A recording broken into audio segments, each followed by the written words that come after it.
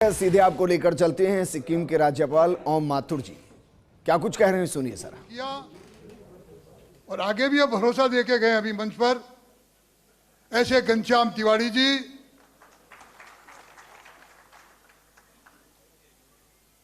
आदरणीय अरुण चतुर्वेदी जी और मेहनती और परिश्रम की प्रकाष्ठा करने वाला मेरा छोटा भाई भाई राजेंद्र जी राठौड़ और जो मंडल से लगाकर जिले से प्रदेश तक जिसने मेरे साथ काम किया ऐसे भाई अशोक जी प्रणामी,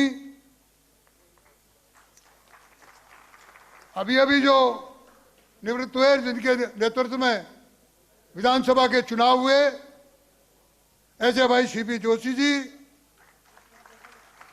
आदरणीय दिया जी, आदरणीय प्रेम जी और लगभग 15-20 दिन से इस कार्यक्रम के लिए रात और दिन एक करने वाले ऐसे हमारे रामचंद्र जी बोहरा जी, ऐसे अग्रवाल जी, पुनीत कर्नावट जी, इनकी पूरी टीम,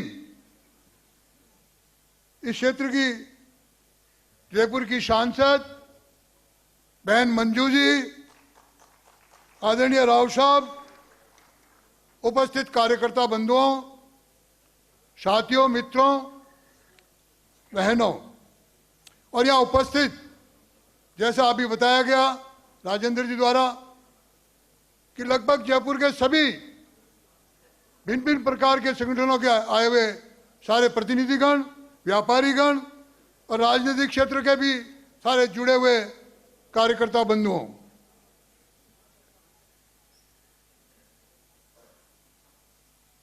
इस कार्यक्रम में मैं क्या बोलूं क्योंकि बड़ी विचित्र स्थिति में खड़ा हूं और मैं अपनों के बीच खड़ा हूं, लेकिन कुछ अलग भूमिका में हूं, यह बात तय है। लेकिन जब इसमें देखता हूं तो मैं इसको अभिनंदन का कार्यक्रम नहीं मानता, ये मैं अपनों का अपने मेरे ऊपर स्नेह मानता हूं कि आपका अपार स्नेह मेरे पर है। बंधुओं, वास्तव में आज मेरे जीवन की या कहूं कि मेरी जन्मपत्री काफी खंगाली गई यहां और लोगों ने अपने अपने अनुभव बताए। वास्तव में मैं कोई विद्यार्थी जीवन में बहुत ठीक तरह का व्यक्ति नहीं था, विद्यार्थी नहीं था। 1972 में 71 का साल, थोड़ा मदन जी उस कहानी को ठीक नहीं बता पाए, काफी लोगों को पता है, लेकिन वास्तव में वो कहानी सही है। बाली में संघ का पथ संचलन का कार्यक्रम था और प्रांत प्रचारक उस समय ब्रह्मदेव जी थे,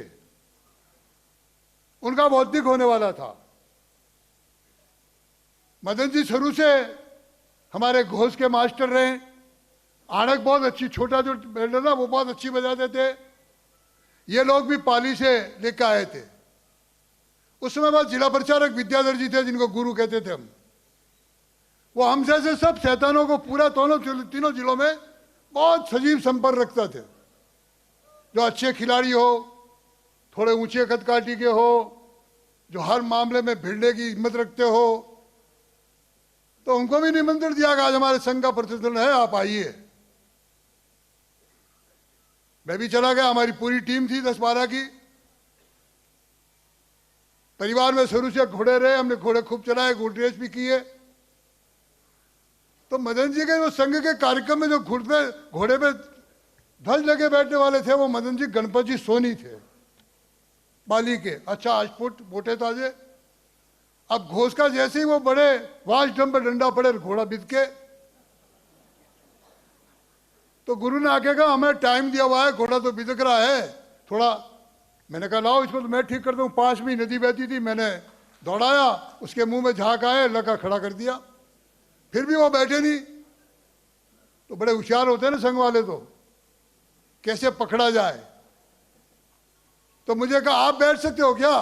मैंने कहा आपकी ड्रेस ही मेरे पास नहीं, मैं कहाँ से बैठूंगा? तो विद्याधर जी का नहीं, वस्तु भंडार में मिलती है, अभी आपको लाके पहना देते। तो मैंने कहा मेरे पास पैसे ऐसे नहीं है। तो देखा कि ऐसा मिल रहा है जिसको जिंदगी भर घोड़ी पे नहीं बिठाना है, तो बिना पैसे ही ड्रेस दे दो। और मेरी संघ की प्रार्थना घोड़े पे बैठने की वजह से पहली प्रार्थना हुई।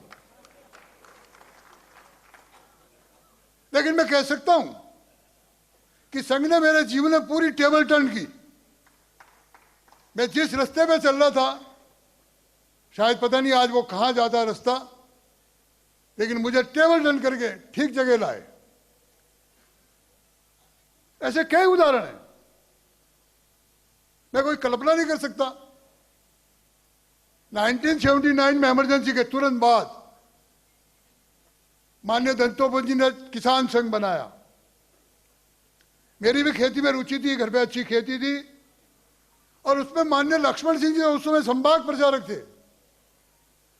वो लक्ष्मण सिंह जी को किसान संघ का प्रांत का संगठन मंत्री का दायित्व दिया। और लक्ष्मण सिंह जी हमारे फार्म पे पहले भी आया जाया करते थे। मेरे फार्म पे उस समय, अब तो काफी कुछ डेवलप हो गया है, एक बड़ा सा टैंक बना रखा था। कॉलेज के विद्यार्थी वहीं पढ़े रहते थे, मेरे वहीं। तो लक्ष्मण सिंह जी जनरली उधर प्रवास होता तो आके बैठ जाते थे, और टंके टाके के नीचे बैठ के जवानों के मेरे ऊपर पानी डालो बाल्टियों से, और वो थकते ही नहीं थे, घंटे भर तक पानी डलवाते रहते थे। तो उन्होंने ध्यान में आया, मुझे उनके साथ लगा दिया। बंधुओं, ये ओम प्रकाश माथुर इस जयपुर में 10 साल तक चौमू हाउस में कर्नल लखपत सिंह जी के मकान के बंगले के पीछे गैरेज में रह के किसान संघ को खड़ा किया है। एक कमरा गैरेज में रह करके। उस समय बड़ा विचित्र था, जब नया नया किसान संघ में मैं आया तो बिस्तर भी एक हुआ करता था। आज यहां होगा कहीं ना कहीं भीड़ में किसान संघ का उस काल का कार्यकर्ता, मेरा नंदलाल डागर जरूर होगा यहां। जब वो कभी कार्यालय आते तो बिस्तर आड़ा बिछाते थे, टांगे नीचे रहती थी। ऐसी परिस्थितियों से काम शुरू किया। धीरे धीरे काम बढ़ा, काम करने की कुवत थी मेरे में। जयपुर, जालौर और उधर सिरोही जिले में वहां जीरा पैदा होता है, पालीगंज समय में बड़ी प्रॉब्लम थी। मंडी थी ऊंझा, तो जीरा को ऊंझा ले जाने में बड़ी किसान को दिक्कत आती थी। मैंने कहा भाई क्यों दिक्कत आवे, हम ले जाएंगे जीरा। और 1984 में एक ऐतिहासिक आंदोलन हुआ, जिसको इंडियन एक्सप्रेस जैसे अखबार ने पूरे हिंदुस्तान में मेरे फोटो के साथ छापा। मेरा उस समय, हमने कहा हम कानून तोड़ेंगे, हम जीरा लेके जाएंगे और मंडी में किसान खुद बेचेगा। उसमें पीएन भंडारी साहब सेल टैक्स कमिश्नर थे, दीपक गुप्ती वहां प्रोबेशन में एसडीएम लगा हुआ था, और वो एसडीएम आए, कानून बदला। और उस समय नरेंद्र मोदी जी ने भी, क्योंकि वो भी पहले विभाग प्रचारक थे, मैं इधर संघ का काम था, वो संघ के काम में थे विभाग प्रचारक, मैं किसान संघ में आ चुका था। लेकिन मैंने उनसे भी कहा कि उधर से किसान संघ गुजरात भी हमारा स्वागत करे, और वो स्वागत हुआ, कानून तोड़ा, और उसके बाद नरेंद्र मोदी और हमारी मित्रता भी बढ़ी। लेकिन जब वो ताकत देखी, क्योंकि मैं चौमू हाउस चौराहे पे रहता था, आदरणीय भैरू सिंह जी जो आज कार्यालय है, उस कार्यालय में नेता प्रतिपक्ष के साथ रहते थे। तो उन्होंने लक्ष्मण सिंह जी को और सोहन सिंह जी को पूछा, भाई ये जवान कौन है जिसने इतना विशाल आंदोलन किया। यानी रानीवाड़ा से लगाकर मंडारडी चौकी तक ट्रैक्टर खत्म नहीं हुए थे, 128 ट्रैक्टर की टोली जीरा सहित उस समय निकली थी। तो भैरू सिंह जी के ध्यान में आया कि लड़का कौन है। लंबा चौड़ा व्यक्ति लगता तो नहीं कि पीछे माथुर लगता है, ऐसा होगा ये, लेकिन ये नहीं था कि मैं ग्रामीण जीवन का हूं। तो मुझे एक दिन सोहन सिंह जी और लक्ष्मण सिंह जी ने भारती भवन बुलाया। अब तो भारती भवन भी बहुत बड़ा हो गया, और मुझे एक संकेत किया कि कभी जब जयपुर में रहो तो रात को भैरू सिंह जी सामने रहते हैं, मिलने जाया करो। हम भी जवान थे, मैंने कहा इतने बड़े आदमी से मिलने जाएंगे तो मजा ही आएगा कुछ ना कुछ। हम जाने लगा, लेकिन वो जीरा आंदोलन की रैली मेरी भारतीय जनता पार्टी की ट्रैक का फाउंडेशन बना, ट्रैक का फाउंडेशन। 85 में चुनाव आए, पाली, जालोर, सिरोही में 16 सीट थी लोकसभा की, 2 सीट लोकसभा की, 16 विधानसभा की सीट थी। हम सिर्फ एक बार 80 में 1 सीट देते थे, वो भी निर्दलीय सांचौर में। 85 में हम 3 सीट जीते, वो भी पाली जिले में ही। पाली जीते पुष्पा जैन, खारची जीते खंगार सिंह और रायपुर जीते थे हीरा सिंह चौहान। तो मेरा जब मन बना, उनसे दोस्ती होने लगी, भैरू सिंह जी का आने जाने लगा, तो उन्होंने कहा यार ये आपने इतना बड़ा आंदोलन किया, हमारी सीटें तो आती ही नहीं। चलती रही गाड़ी। मैंने कहा हमारे अनुसार अगर कहोगे तो टिकट देंगे तो आ जाएगी, मैं कहूँ वैसे टिकट दोगे, सोशल इक्वेशन करोगे तो आएगी। चर्चा चली, भैरू सिंह जी, मैं, लक्ष्मण सिंह जी, सोहन सिंह जी। 10 बैठकों के बाद ये निर्णय हुआ भैरू सिंह जी का कि 90 में 89 आते आते मुझे एक तरह से कह दिया गया कि भाई तुम अनऑफिशियली बीजेपी को देखते रहो। मैंने कहा बड़ा विचित्र काम है, किसान संघ का काम करते, कहाँ मुझे फेंकते। हम तो किसान संघ में धड़ल्ले से भाषण देते थे, राजनीतिक जूता दरवाजे के बाहर खोल करके हमारा आया करो, नहीं तो हमारे यहाँ प्रवेश नहीं। और उस आदमी को कह रहे जाओ तुम राजनीति में। तो भैरू सिंह जी ने कहा नहीं, ये 3 सीट आप टिकट नहीं दोगे, बाकी तो दे दो। संयोग से टिकट हमारे कहने के अनुसार सब राय से दिए। अब उस समय समझौता था जनता दल से, 1 सीट बाली की जनता दल को थी। हमें चुनाव हुआ, मीटिंग हुई, बेटा भैरू सिंह जी क्या करोगे? मैंने कहा साहब 16 में से कम अगर ऐसे टिकट दिए तो 9 सीट आएगी। अब भैरू सिंह जी जैसा होमोजीनियस स्वभाव, मैं भी वैसा मस्ती से। उन्होंने आखिरी मीटिंग में जब सोहन सिंह जी, लक्ष्मण सिंह जी बैठे, भैरू सिंह जी, और भैरू सिंह जी के घर पे ये C51 में ही, तो भैरू सिंह जी ने उठते उठते मुझे मजाक की कि ठीक है ओम जी, ऐसे हो तो 9 की 13 कर देना। मैं साहब 13 की तो गारंटी नहीं लूंगा, लेकिन 9 तो जरूर आएगी। अगर 9 नहीं आई तो मुझे सजा देना। और संयोग ऐसा बैठा, ये बैठे हैं मदन जी, गवाह है, वो जो निर्दलीय जनता दल का कैंडिडेट था वो कमजोर था, और वहां हमारे एक फफूंद खड़ी हो गई थी निर्दलीय। और इन सब ने प्लान किया भाई साहब इसकी मदद करो, ये जीत जाएगा। और उसमें फिर बाली से अमृत परमार वोट 2.5 साल के लिए जीत के आया और 13 सीट आई। और उसी दिन मेरी भारतीय जनता पार्टी में संगठन मंत्री के नाते घोषणा हुई। और लगभग 12 वर्ष में उस कार्यालय में रहा।